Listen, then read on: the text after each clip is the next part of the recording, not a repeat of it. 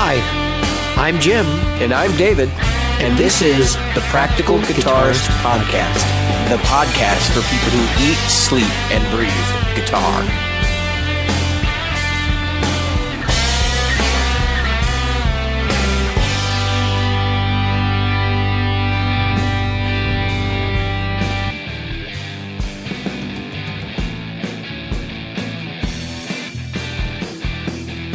It's contest time again. Great Lakes Guitar Pickups is giving away another set of pickups, and this time it's a Strat set for one of you lucky listeners. To enter, record a video telling us about why you deserve the pickups and send it to questions@practicalguitarist.com. We'll review the video and confirm your entry in the drawing. Don't stress, use your cell phone or 90s era webcam if that's all you've got. Get your submissions in by April 20th, 2019 because we'll hold the drawing live in our Facebook group on April 21st. And remember, if you've already won, don't bother entering again as you are no longer eligible to win. Are you a regular listener? Why not? Subscribe using your chosen podcast app. Review us on iTunes, Stitcher, iHeartRadio, or Google Play. Find our Facebook group at facebook.com/groups/practicalguitarist or locate us on Twitter as @practguitarist. Support the show. Merchandise is available in our Threadless store at practicalguitaristpodcast.threadless.com, or you can donate to us via Patreon, which is available at patreon.com/practicalguitarist.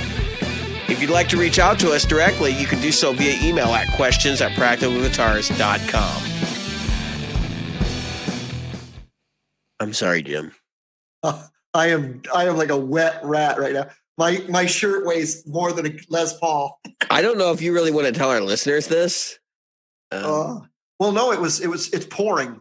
We went out. It was nice. Yeah, we came back. Thunderstorm, pouring rain.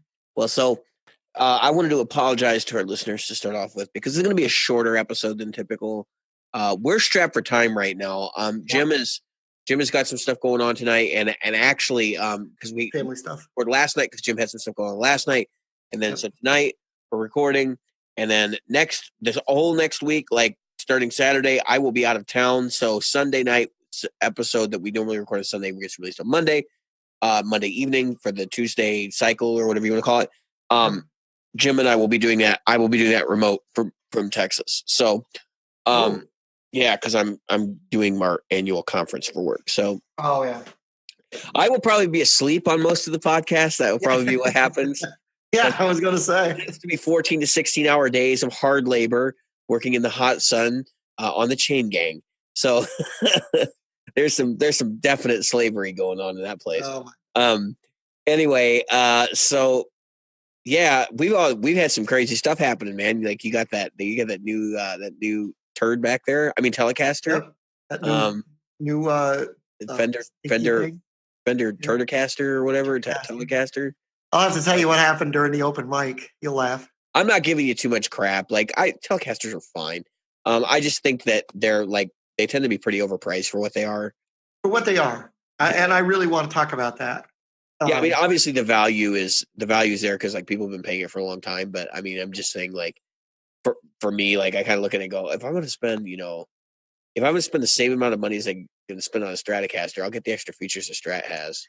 That's my talking point number 4. First, yeah, we need to talk about hearing protection. We get to talk about a couple of things. We're going to talk about hearing protection. Let's do that first. Let's start with that. So hearing protection. Yes. I use eargasms. Just to, they come in a little box. I get them at Guitar Center. They're not that expensive. Anybody that's using those squishy things that you roll up and you stick in your the Heroes. That's fine, but the problem is they're not really designed to allow frequencies through better. Honestly, if you have to use those, you can use those.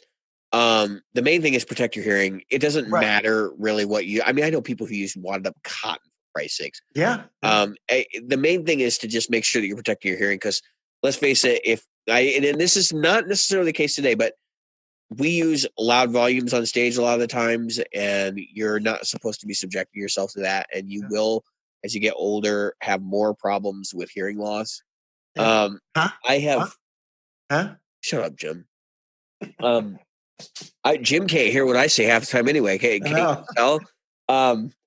Anyway, so I think I just don't listen. I use Etymotic, which is it's a pretty well known brand, but I'm looking to get something else. I'm not comfortable with the ones I have. They're okay. They're just they're like the umbrella tree style, Yep.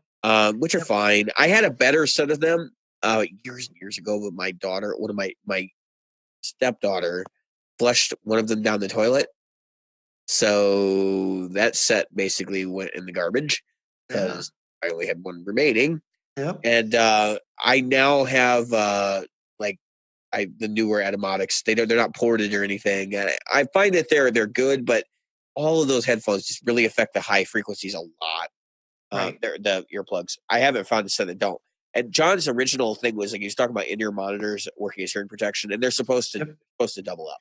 And that's exactly what I was going to say. So I'm after before this set of eargasms is done, I will be buying a new set of in-ears that are doubled up as hearing.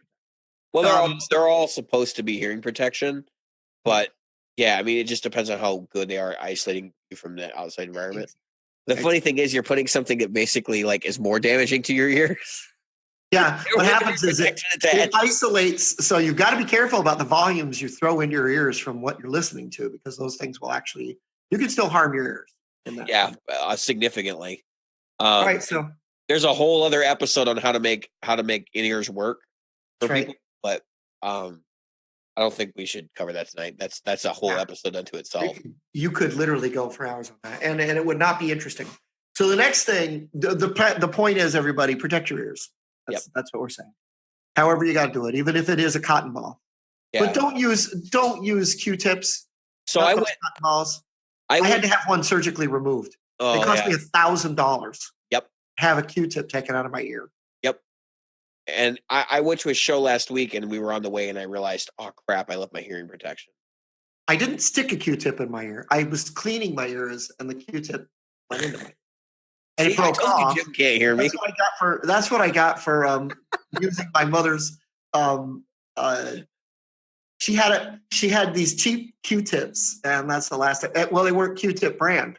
That's the problem. Oh, all right. So, as I was saying, I was going to this concert the other day, and I was like, didn't have my hearing protection. I was like, oh shit, like this is going to be bad. And actually, it wasn't terrible. I didn't have like the high frequency deadening you get after you go through a really loud show. We were in the back of the house. We were up in the balcony and stuff. So it wasn't terrible.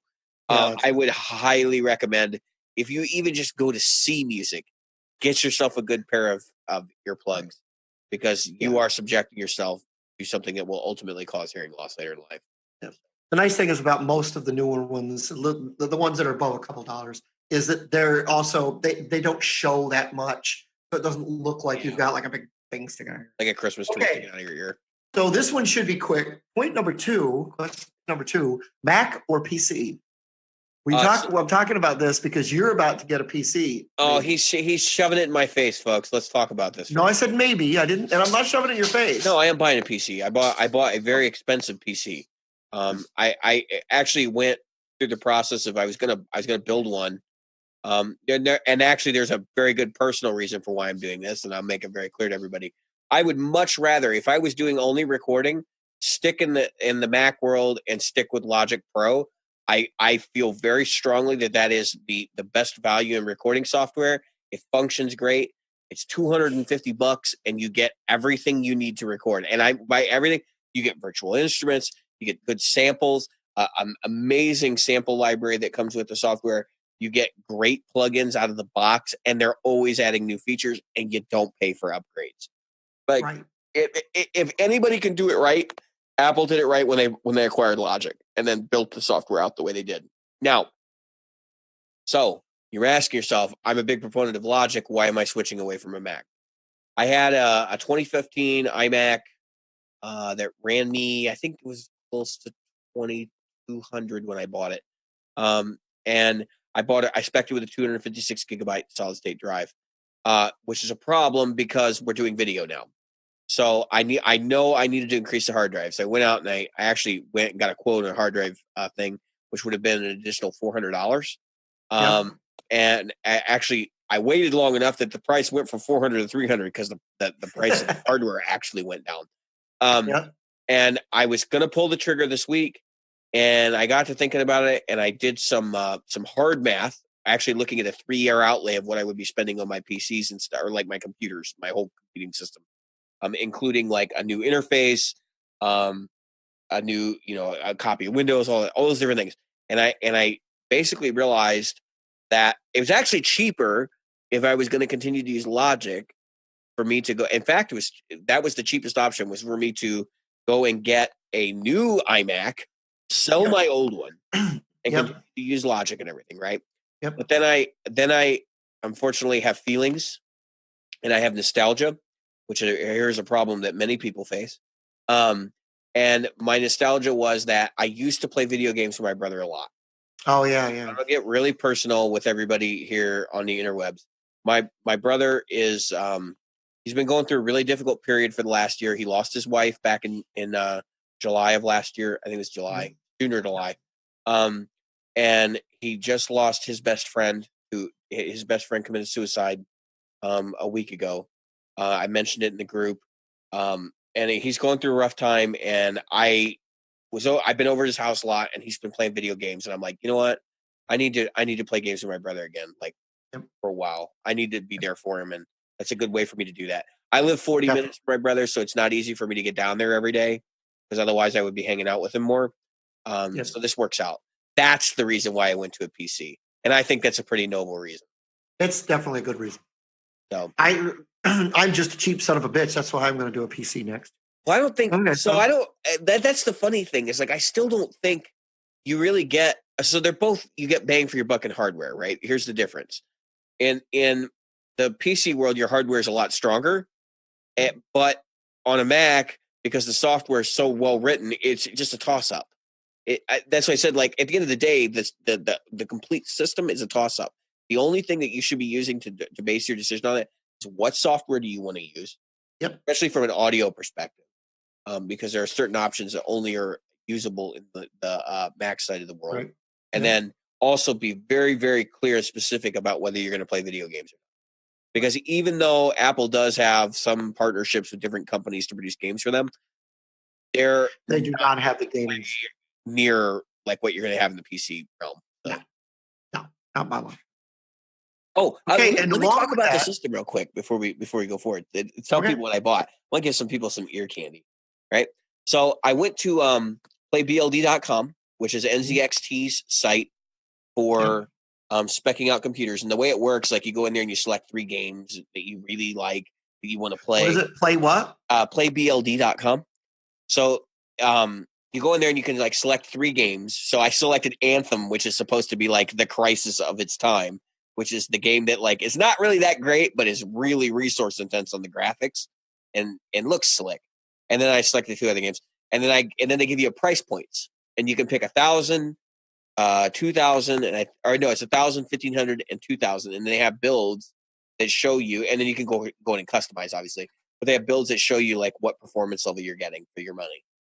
So I ended up spending a lot more than I anticipated.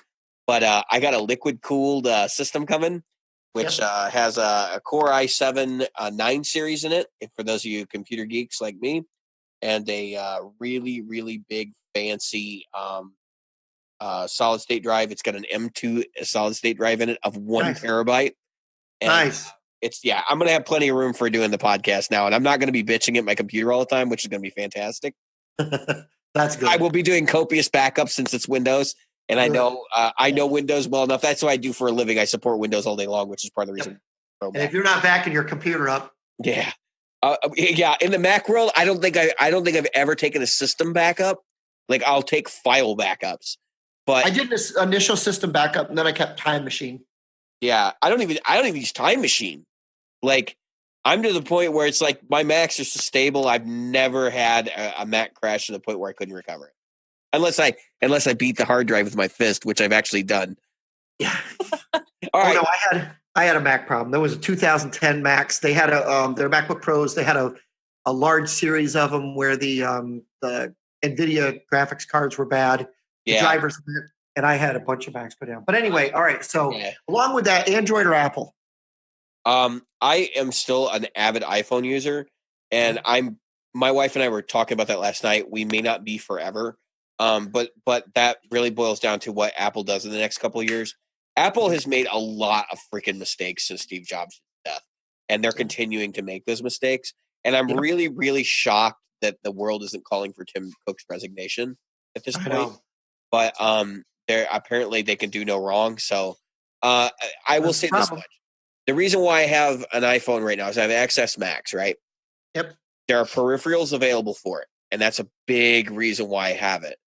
Because I actually I have sitting over here somewhere is my gimbal.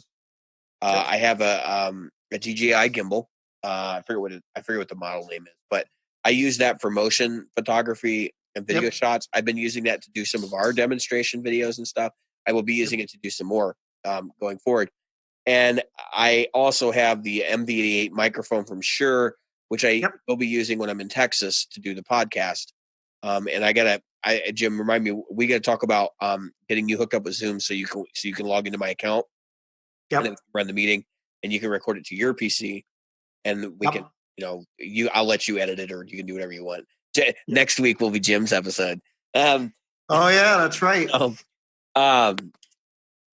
We'll talk about that. But anyway, the main thing is like peripherals. But I know Android has some of that stuff available, but there's just so many different damn phones, and that's a big part of it. Is that like I know that the Windows world. Part of the reason why Windows is less stable than Mac OS X is they're dealing with tons of different hardware types. Yeah. And Android's the same way. Yeah. I think it's a mature OS now, which is nice. Android on the big platforms, your Samsungs, your LGs, those things, they're stable. It's when you get to the budget phones, it can become unstable because again, you're talking about hardware that hasn't really been through approval processes that it should. But anyway, that's the biggest thing. When it comes to Android, as far as a musician goes, it's really about the add-ons, the physical add-ons. And sometimes the software, I am shocked at the number of people that are not writing for both Android and Apple. Yeah. And I'm shocked because the porting is so easy now. So the porting is easy if you're not writing in Swift and like the different languages that are associated with Apple products. But the big problem I have with that whole thing is like you'll see an app like Filmic Pro, which I've been using to shoot for the podcast. Filmic Pro is available on Android, but I've heard a lot of people say Filmic Pro is awful on Android, and I don't know if that's true or not. I think a lot of it has to do with the cameras and the supported shooting modes. Because like the Apple camera is slick, right? It is a marvel of engineering, and I think that there are comparable cameras in the Android world. But I think in order to get those cameras, you really have to keep up with the Joneses. Yep. Yeah, the Samsungs are one of the few cameras that you're going to find. The one that's been really impressive to me is the Pixel. Google Pixel. Yep. Yeah, and that's probably what I would end up going with anyway, because again, I don't want bloatware. I don't want any of that crap. Right. Become a tech podcast, Jim. Yep. All right. So the next one, and now we're at number 4, Tele or Strat. And here's where things come into play. Obviously, I've got the Stratocaster and Telecaster. Both of them are deluxe made in Mexico's, which means that they're the highest end made in Mexico guitars that you're going to get. Not through Fender. Now that said, that doesn't mean they're great. That doesn't mean they're bad. It just means that they're the most expensive ones to make. And got the highest end Dodge. the Viper. Yeah. So the question still remains because I've got this Telecaster, right? And it's still just here's the thing. So the Tele, which is hanging behind me, with the same neck, only a smaller headstock, obviously, than the Strat hanging next to it, which has belly cut, nice smooth edges, and it's contoured better and everything else. It's got a humbucker. They both got the noiseless pickups. Here's the thing that I'm going to get to is, okay, there's a nicer finish on the Strat. Everything about the Strat says higher end, the exact same price. Yeah. And that's the thing I don't get. I don't understand. And then if you want a thin line Tele, you have to pay an extra $100. And it's like, wait a minute. If I want to get a thin line deluxe telly from made in Mexico, I got to pay an extra 100. That should be the telly that is the same price as the Strat. Not this one. This one should be $100 less or something. Yeah. Well, I'm just saying, Telecasters. I will say this. I was impressed. I've never gigged a telly. Well, I can't say I've never played a telly at a gig, but I've never played one more than maybe a song or two. But last night I played several. I was, part of the backing band, right? Mm-hmm. And so here I am, and I was like, "Damn, this thing is shelling out, man. It's doing a great job. I'm liking it." That said, I think that the Strat and it should be a different price. Okay. I don't get it. I don't get it. But I know it's what market bears. I really do. I get that. Feature for feature, right? It makes no difference, right? Like, one is a different vibe. I completely agree. Stripped down vibe should be stripped down price. Yeah. And that's what a Telecaster is. Now, granted, yours is a 3 pickup telly. The only difference is it's you're going from I just got a straw delivered, Jim. You see that shit? I know. See that? My wife is amazing. She literally just dropped a giant burrito in my lap and this straw over here. It's great. And a straw. And a soda. Since we've been sitting here, you've got a soda, a straw, and a giant burrito. It's only as strong as its weakest link, and that's me. So for my wife to do this, like, she's propping this show up right now, and I want to make it really clear. That's right. I love my wife very much, and she helps me a lot. Anyway, that's awesome. Moving on. So 3 pickups, like, that's a big part of that price, right? The other thing is that of course, obviously the vibrato that you get on a Strat versus the hardtail bridge you get on a Telecaster. Yep. And that's a big part of it for me. Like, it's different hardware, but there's probably the same amount of metal machining going on there.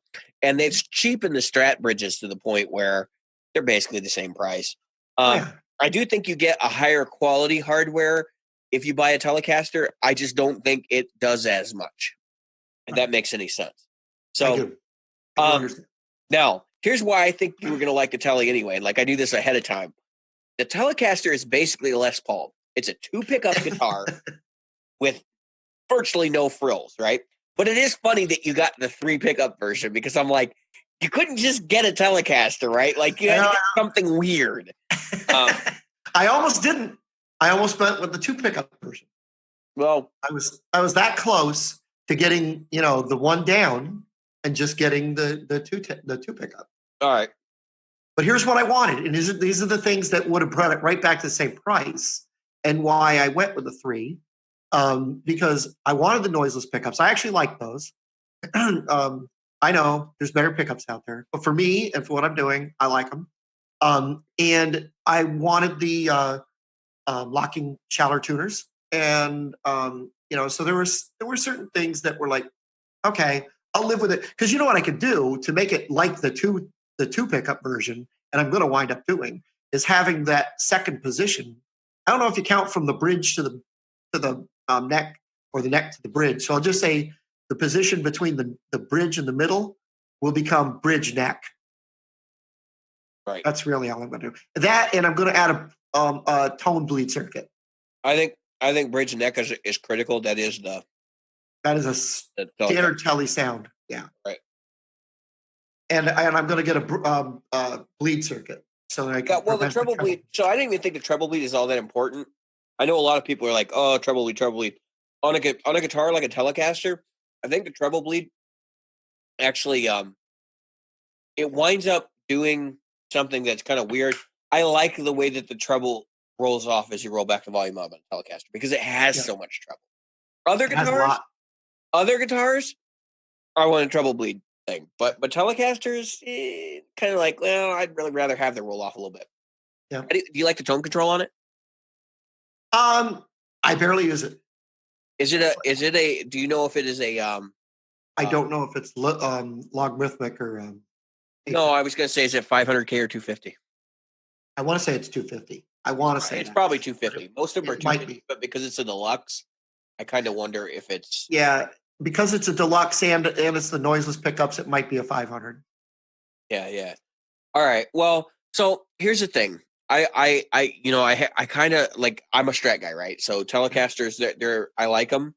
Yep. But I want to kind of preface this with like what I told Jim initially was like, you sold a PRS CE to get that Telecaster, but what were you thinking?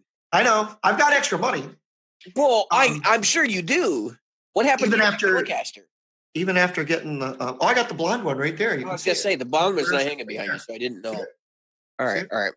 Yeah, because you already had a Telecaster. It's like, what do you need another one for? And it's tuned down. You know what's funny is, so I tuned that one down. The only thing that's going to happen with that one is, well, I'm definitely changing the tuners. Right. Yeah, the tuners are just, anybody that says Fender Squire things, no, they're not. But tuners have got to go. And well, that's an Affinity, though, right? Yeah. Yeah. Affinity tuners are garbage. You go up to the next level up, the tuners are better. Yeah. The tuners, the bridge is fine for me for what it does. The bridge is fine. But the pickups are probably going to go too. Probably just to give them a little more bite and snap. But to be honest with you, they're not terrible. The one thing that has to change in that thing is the tuners. As I eat a face full of burrito here. Yeah. So my whole thing is like with Stratocasters like versus Telecasters, the way that I would think about it is that, do I want that bridge pickup sound? Because obviously the bridge pickup is totally different. Like if you pick up your Tele and you play it, it is so different. It's very different. The neck pickup is different. It's lipstick versus the. Do they consider those a lipstick pickup? I mean, I would, because they look like a lipstick tube, but they do. They're not really the same thing as like a Dan Electro lipstick pickup, right? So they're more like they're super usable. I will give you that. Hopefully, I'm not gulping too loud. And you know, it's funny. No, you're not. It's funny because typically, you know, I found that like a lot of neck pickups are so weak. It's, you know, for you know, single coils. But no, I like the Tele's neck pickup. Now that said, I still like the Strat a lot. Well, so you typically, like, your impression of single coils is, I'm assuming largely based on like having a humbucker single guitar or humbucker single guitar. Yep. Mostly. Yep. And that's where this whole myth comes in that, oh, they're not hot, like they're you know what I mean, like, oh, they're not balanced because they're not balanced. Like you compare it to a humbucker, and sure, they're not balanced, but you change your amp settings with a guitar with like low output pickups, and all of a sudden it comes alive, and you're like, oh, now I get it. Yeah. Well, yeah, and I've been using the Strat mostly in a single coil thing. What I do is, if I need a little boost on the bridge, I just pop that thing in. It takes a very special guitar to be able to do the humbucker single coil thing together. Yeah. And do it well. I have the Kiesel, right? It's dual humbucker. And so that's like a whole other thing for me. Normally I'm a three Strat pickup guitar. Yeah. And I'll be honest with you, I'm falling back in love with humbuckers. And those pickups are so splittable that the in-between positions on it, it's got a 5-way selector and 2 humbuckers. I'm not exactly sure what all the positions are, but I know that I like them. And I just haven't taken the time to figure out what they actually are.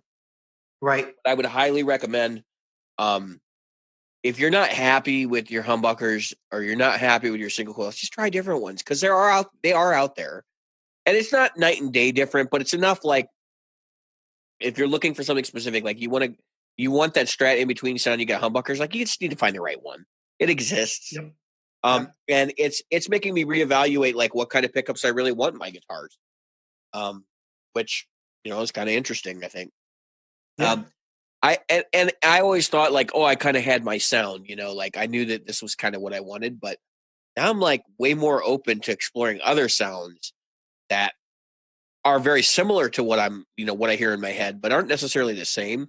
And I think maybe that's just maturity as a musician, as my cat decides that she's going to see what my burrito is like. And she's going to take up the whole screen. Oh, she probably will. But that's good because we don't video podcast. So now she's down. Great. She's down for the count.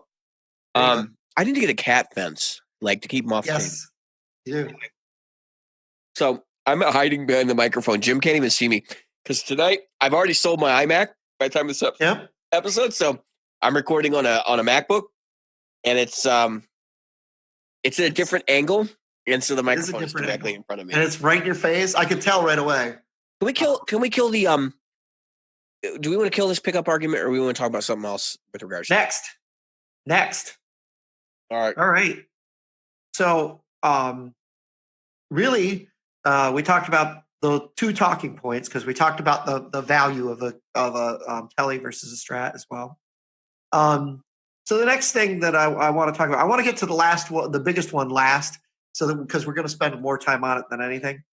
Okay. So I just want to say I posted this week, and people should be laughing about the $1 million 7-string Schecter. I want it. No, I don't want it. I do not want it. I mean, what is it with these people on Facebook Marketplace? Right before that, I saw another 1,245,000. Yeah, I think it's sometimes just like I want to show off. Which that's not a guitar you would want to show off. Anyway, before we get to that last topic, let me jump in because I got one that you don't know about yet. Okay.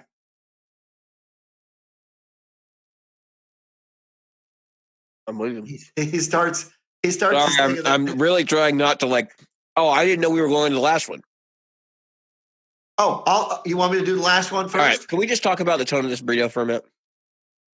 The tone of this burrito is mission style. It's warm. It's creamy. It's a little bean. There's some beans in it. All right, moving on. I believe Tone Burrito will be the name of this episode. Tone Burrito. So I had to say it. I was just thinking in the back of my mind, this is going to be called Tone Burrito because I'm really having trouble eating this burrito and doing this podcast at the same time. This is pretty incredible. Yep. So I can't let it get cold. I just can't. I can't. Yeah, I can't stand cold burritos. Anyway, I can't stand cold burritos. So we did like what 20 minutes on police last episode, right? Yeah. What is that woman's name? The Netflix show, the Japanese lady that does the organizational thing. Is it Marie Kondo? I know what the KonMari method is the thing that she came up with, right? Oh. That's not her name. The KonMari method is this thing of like how you sort through your stuff and decide what you want to keep or what you want to sell or throw away. Oh, okay. And as I start going through my things and start thinking about my guitar equipment this way, because I've heard about this on 60 Cycle Hum, I was like, I should try that approach and just see what happens. Yeah. And after watching a couple of episodes and like kind of getting the vibe of how it's actually supposed to work, because I think there's a little bit of a philosophical thing. When somebody tells you this method, which is basically like you pick up something and then you determine whether it brings you joy, and that's how you decide whether to keep it or not. Yeah, I've heard that. Yep. That is just like the basic words of it, right? Yep. Until you watch the show and you watch people like literally pick things up and try to decide whether it brings them joy or not. That's when you like it starts to really sink in like how this actually works. So I started applying this, right? I picked up that red G&L Stratocaster. Oh boy, the one I bought, and I picked it up and I played it and I go, this doesn't bring me joy. It did not bring me joy. And I know you're going to get rid of it.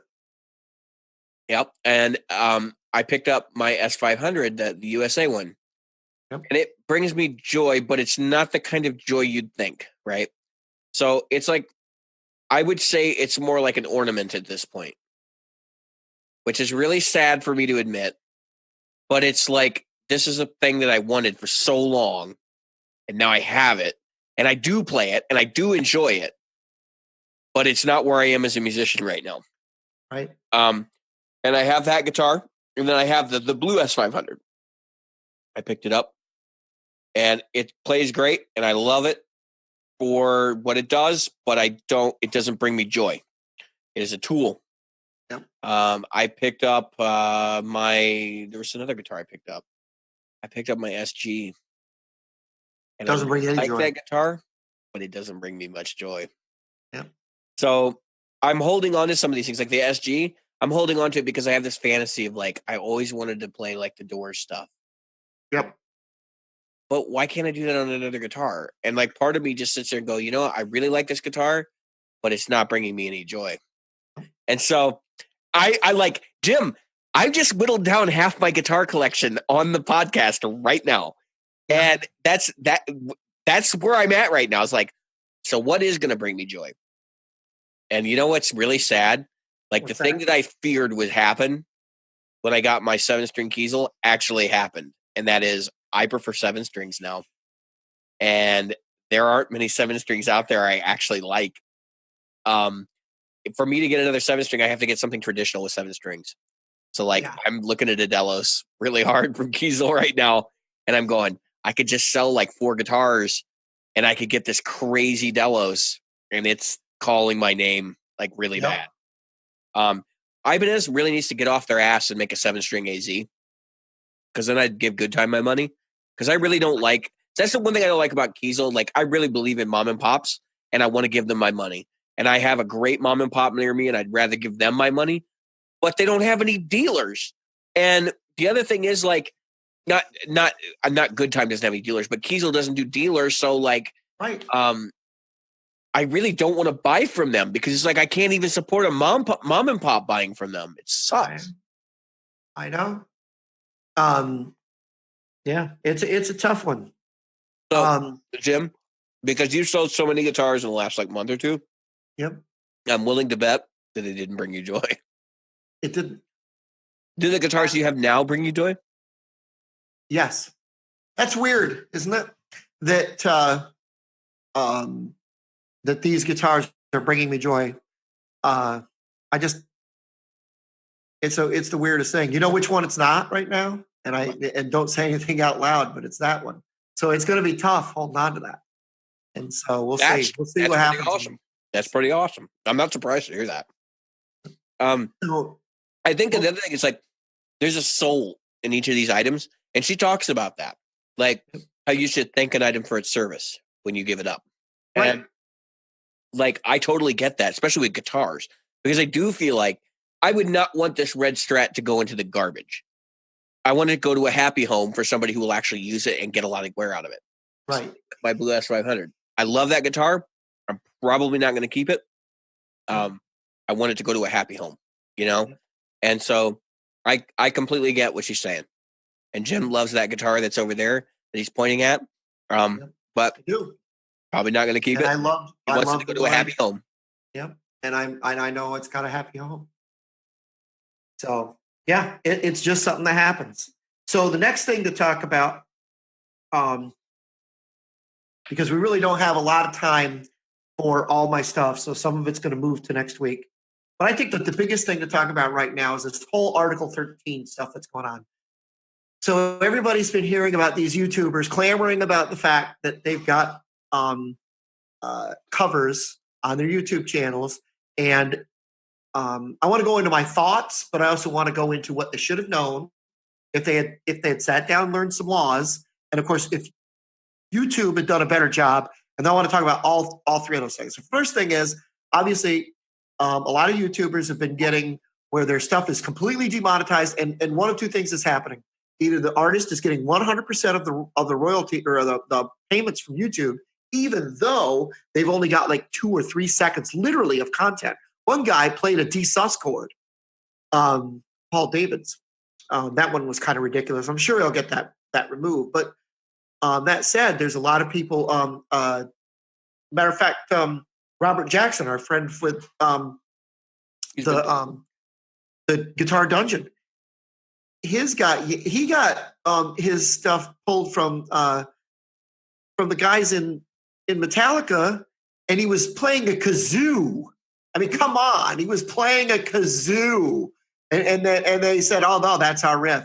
So I get it, but I don't get it.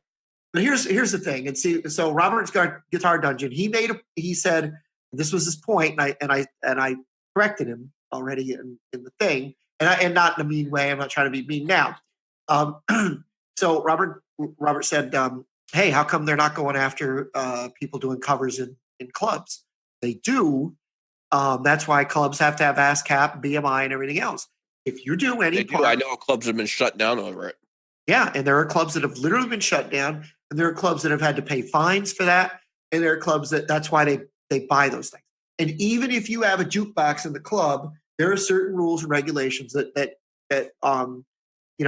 even televisions with channels on them, they pay licenses.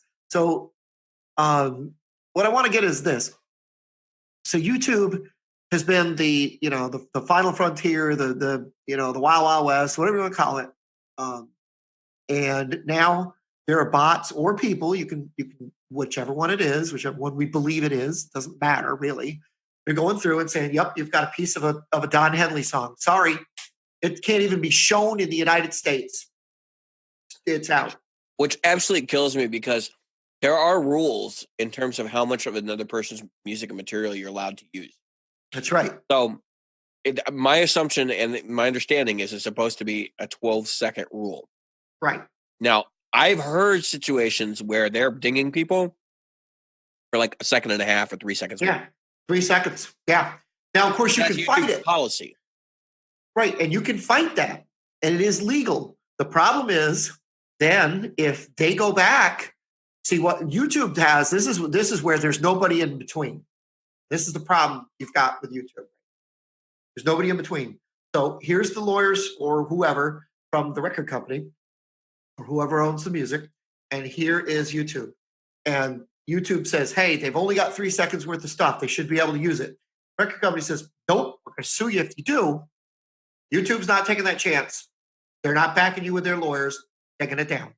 Even though you want it hosted, host it elsewhere. We talked about this with Reverb. They don't, that's the thing. The lawyer doesn't even have a case if it's true that the 12-second rule applies. Like, that's right. They can argue all day long, but YouTube is not going to defend their content. And that's basically what it is. That's what it is. That's exactly what I'm saying. YouTube's not going to take and spend the money to defend their own content. So they're just going, okay, we'll pull it. And then if you dig yourself enough times by trying to fight the big guy, guess what happens? Then they demonetize you. And they demonetize you, and you can't even set up a new account. So, well, you can. Everybody knows you can. Everybody does too. A whole new thing. But now you got to start all over. So the point is that now Pete Thorne was the only one that came out and said what I was thinking the whole time: make up your own shit. Mm-hmm. The truth is, if you're going to try to monetize, going to try to do this stuff, make up your own stuff, play your own thing. And if you are going to play covers and you're monetized, and the Eagles say, "Yep, shut it down," you're going to have to deal with it. We got demonetized. We got a video demonetized. I took some performance footage, and Ingwe's getting 100% proceeds for that video. And you know what? I'm completely thrilled with that. Yeah, the system works. Yeah, I'm not trying to make money off YouTube. I'm doing it because I want to.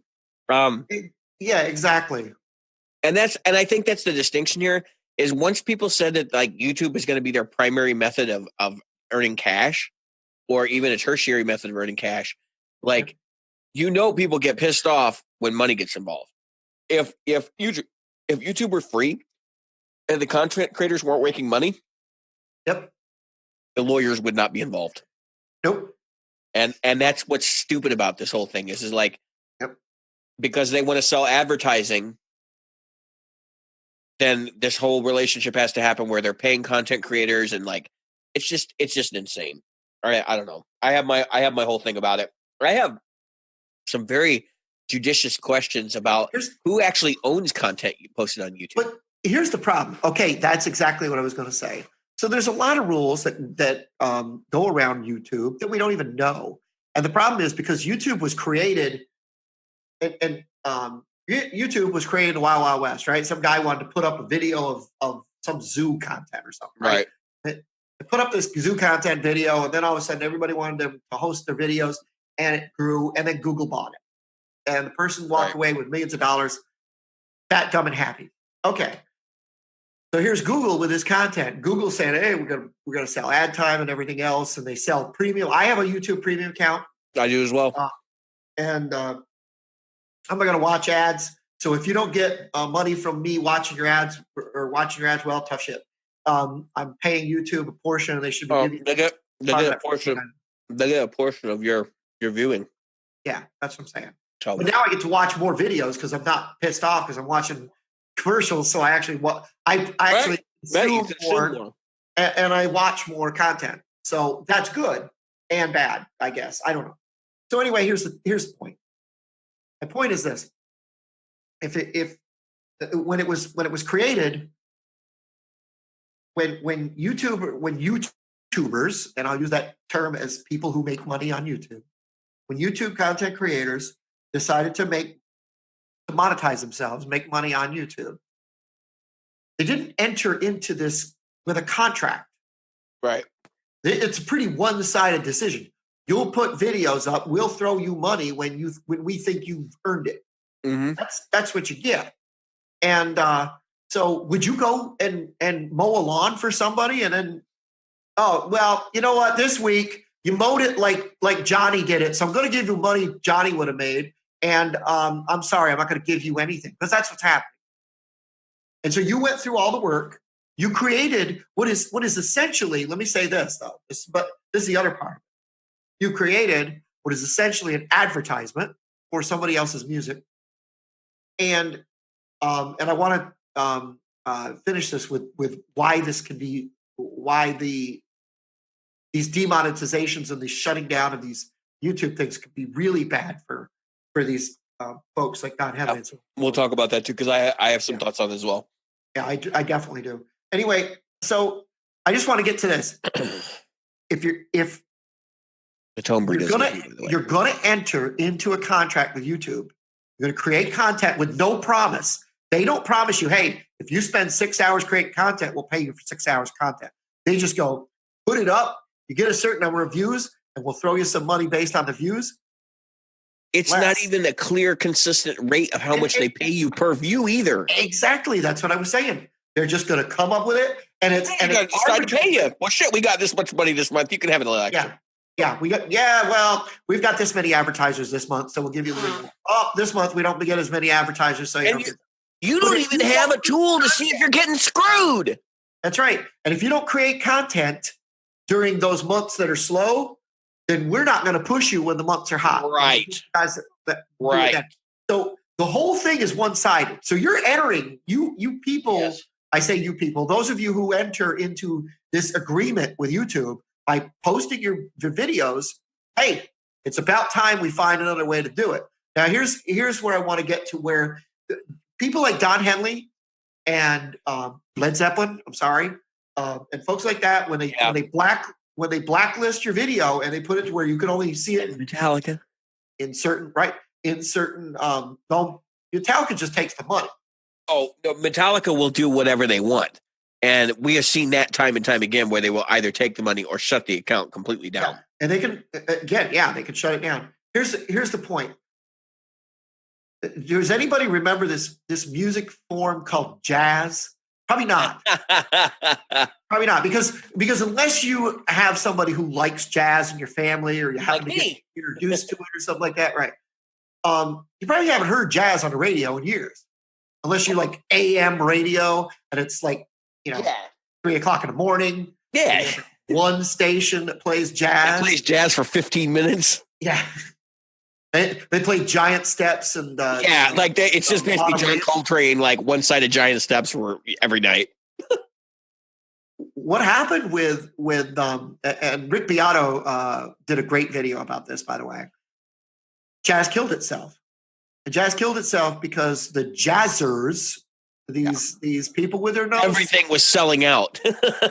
That was the attitude. They were, and they did this same thing. Oh, you're not going to play a part of our song. We're taking that chord away from you. Paul McCartney tried to do that shit with the F chord. They were trying to take ownership of things, to the point where it just got absurd. And that's why we have rules like you can't copyright chord progressions and stuff like that. Because if you imagine, there's really only a finite amount of chord progressions in Western music.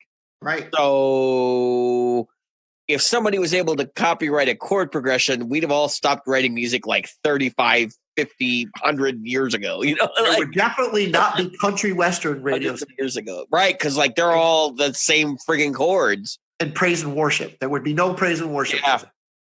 Yeah. So yeah. All right. Let's get back to the main tennis though. So obviously, there's severe issues here with the working arrangement that YouTube content creators like Jared Dines and others have with YouTube, which is a big deal, right? And so the discrepancy, of course, is that they are not being clear at all with anybody about how much money they're going to pay you. Nope. For the work that you put in. You're not being paid for work. You're being paid for views, right? And that's right. I'm okay with that because that's usually how entertainment works. Because it could be a freaking video of a cute baby laughing and you get a bazillion views. That's what I'm saying. But that's how the entertainment industry works, Jim. That's right. I know. So that part I understand. The part I have a problem with is this whole idea that they can tell you how much money that you made, but you can't measure it yourself. So you could be getting screwed the whole time and nobody would know. That's right. And then of course, like all these demonetizations that are going on via bot. I mean, they do have a review team, but the review team, my understanding, is basically called in on the second line. So like if the bot goes through your material and they say flag it, and then what happens is you of course get demonetized, and then you can appeal with YouTube, and then they will either remonetize or demonetize depending on whether or not you pass the second line. Yep. Is an actual person that reviews your. That's right. And that can take weeks to happen. But you do not get a phone number. You do not get a email address. You have no way. You have nothing. YouTube is a big black hole. And any of your content creators can tell you there's no help line once YouTube is there. So you literally have no one you can speak to. But it's like any other free service in the world. If it's free, you don't get support. Exactly. And I can see people going back to web pages. That's what I'm saying. Like that's the problem we have right now. In our lives right now, we have gone to a service-based mentality. Exactly. Like really bad. Okay. So in the early days of the internet, going back, and I know this is not necessarily a musical conversation, but it's relevant. So it's relevant, yeah. Just stay with me for a minute. Go back to the early days of the internet. We had GeoCities and Tripod and all the other different web hosts that were available that were like really simple and just gave you HTML functionality for free. GoDaddy. Long before GoDaddy. They weren't even an itch in Daddy's pants back then, which is really awful. And I feel terrible saying that, but that was a good GoDaddy joke. Anyway, so going back that far, like that's what GeoCities was, right? It was these like little private web pages where people shared personal information about themselves. So YouTube is social media. I know a lot of people have made this distinction that YouTube is not social media. Yes, it is. You have accounts, you have comments, you share information via video, right? Right. Instagram with video. Live, you have it's the Facebook of All right. So now that we've established these protocols, right? This is where I'm getting at. So we had GeoCities, right, which was just basically a web host. Right? They didn't do anything really. Nope. They gave you your own little quarter of the web. Same thing with Tripod and all the other hosts that were available at the same time. Yeah. You could do whatever you wanted. In fact, I did host video on a GeoCities site when I was a kid. And that's what I'm pointing out here is that you're saying we can go back to that, and I agree. But the problem is we're too service-based right now. So like people don't say I'm on the internet anymore. They say I'm on Facebook. That's or I'm on Instagram. Because you can separate the fact that all of these things exist because of the internet. But you can point Facebook to your page. You do not need YouTube anymore. You don't need it anymore. No, you really don't. Open yourself a GoDaddy account. Put up go and. Well, I would say this much. I'm not saying. I think you have to have a little bit higher level of technical expertise to get away from a YouTube. But there is services out there that are pretty much platform agnostic. They don't care. Right. And they're not aiming to be a social media platform. Right. And like Vimeo is a good example. Yes. I use Vimeo at work. We have a Vimeo account. I host video there that we actually share out via our website. And we just use them just as a video service. That's all they are. Strictly upload, embed in our site. And they have marketed themselves to business as software as a service in that way. But as a private organization, you can go to Vimeo and you can host your documentaries. And there's a lot of great documentaries and stuff on Vimeo if you go dig around. Right. So here's why I think that, well, first of all, it would have to be almost like a union.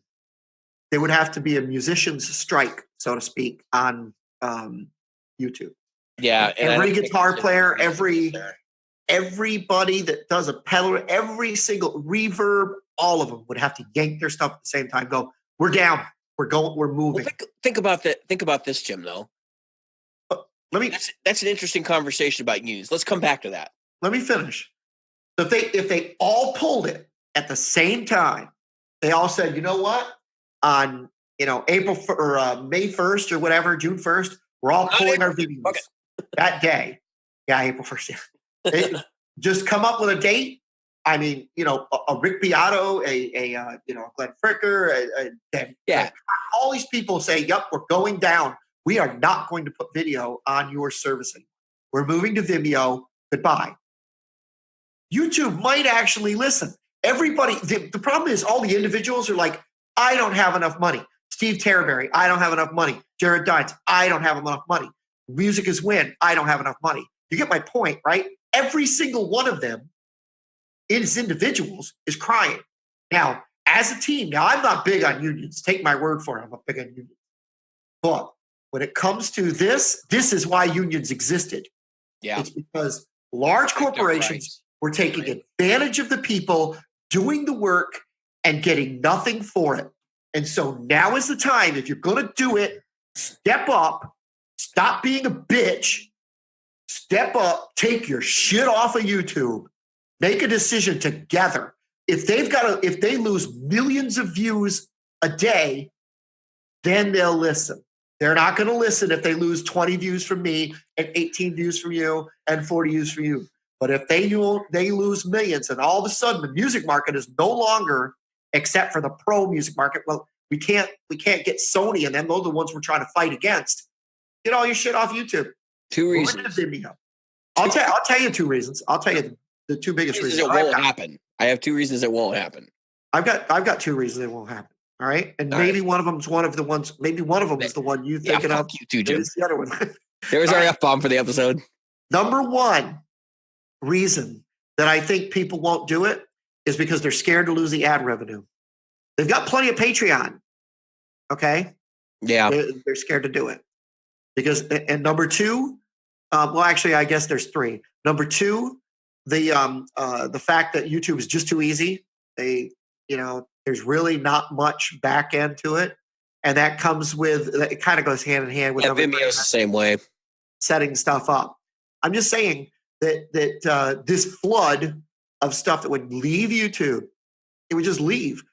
Don't just take today's videos off. Take the whole friggin' site down. Well, so here's why I think this could never happen. All right.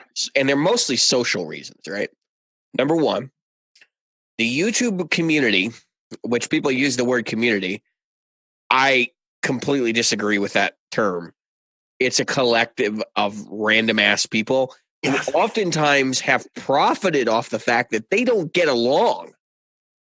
And so that's a big part of this, which is why I think they could never agree to do something like this together, because there will always be the Jared Dines in the room, and I use him because we've picked on him in the past, but there will always be. No, it would be the guitarologist. Oh, yeah. Oh, that's even better. There will be the guitarologist in the room. It's like, you guys are all leaving. Like, you are, because he's going to stay behind, and that would kill it, right? Because there would still be content there. So the other reason, excuse me, the Tone Burrito is having its revenge on me with my hiccups right now. The other reason is the union problem. And this is a problem that I think we just identified that we hadn't talked about before, which is the fact that, Jared Dines, Stevie T, all these different guys got popular posting videos on YouTube. They're not a member of the musicians union. Nope. Okay. So the musicians union would actually step up to the plate and say, no, we're not going to do this anymore. And they would actually go fight YouTube for a deal on behalf of their union members, or at least that you could petition them to do that. Right. So that's not happening here because these people are amateurs, right? They're not professionals for the most part. I mean, you got guys like Phil X too, who's probably a member of the union now, but there are a lot of guys on YouTube that are not. Like your Stevie T, he's not a member of the union. All right. And that's my point. So if they were more organization focused, I don't think these people actually see them as professional musicians in the same way that other people see themselves as professional musicians. I think the mentality is, I'm a YouTuber first, musician second. Yep. Be that as it may, I would wish that YouTube comes around. I actually would like to see no revenue paid out from YouTube and just say, you know what, the hell with it. You want to put content on there? You can put content on there. Use it as a promotional tool for yourself. Because what have we already learned in the music industry, right? Everybody went and they said, we're gonna go after these people who are stealing our music from services like Napster. And how did that end? Do you remember how that ended? Basically, all of the music industry has folded at this point. There's very little left. And the artists no longer make money off their records. They make money off of their live ticket sales for the most part. For the most part. I mean, obviously, pop musicians is a whole other thing. If you can call that music these days. I call it computer programming or robots having sex, depending on which side of pop music you like. If we stop and we back up from that for a minute and we think about it in terms of this, like, what are we doing here? We're basically doing the same thing where you've got these companies pursuing people for promoting their music. Well, I mean, Don Henley, for example, because we've used him and he's a notorious dick about people performing his music. Don Henley is a classic example of somebody who doesn't understand how his music is being promoted. That's right. Take a band like Radiohead. Radiohead sells out pretty much every gig they play. Yep. And they play high-profile gigs in high-profile venues for entire stadiums. Right. And they do very, very well at it. And when was the last time that anybody bought a Radiohead album? Because they've been giving away their music for quite some time. Exactly. So I that's my whole 2 cents on this. I don't care if you buy my record. I would rather you come to my live show, see me, come talk to me backstage, do all those different things, because at the end of the day, that's going to endear you to me more and make you more loyal to me. And that will ultimately result in better ticket sales for me in the future. For sure. So I'm selling tickets. I'm not selling CDs anymore. That's what the music industry has said. So you got to promote yourself. Use social media to do that. Don't use social media to go after people. And I'll end it like this. I'll end it by saying this. Anybody who would buy Don Henley's music has bought and will continue to buy Don Henley's music. Those people are already going to buy it. You don't have to worry about it. But your music is going to die. That's right. Your music is going to die because you're not willing to allow people to let it live on. You are not the blood of that music. You have to let it live on. And you're not. You're not doing that. Don Felder, this message is for you. Same thing. Love you, Jimmy Page. Same thing. Your music is going to die if you continue to kill it in the live music, in the live venues, in the hearts and the souls of the people who love your music, who want to share your music. I'm not saying they should make tons of money on your music. I am saying, though, when you blacklist it from the United States, you've said, I don't want it in the market. I don't ever think that your music is smaller than you are. That's right. You birthed something that's bigger than you'll ever be. It's magic. You're the Melisandre of rock music. Oh, really? The red lady. Okay. Yes, the red. All right. Let's end this right now. But this is it, because I've got 2 minutes till the game starts. I have been David. I have been Jim. And tonight we were the Practical Guitarists. Thank you.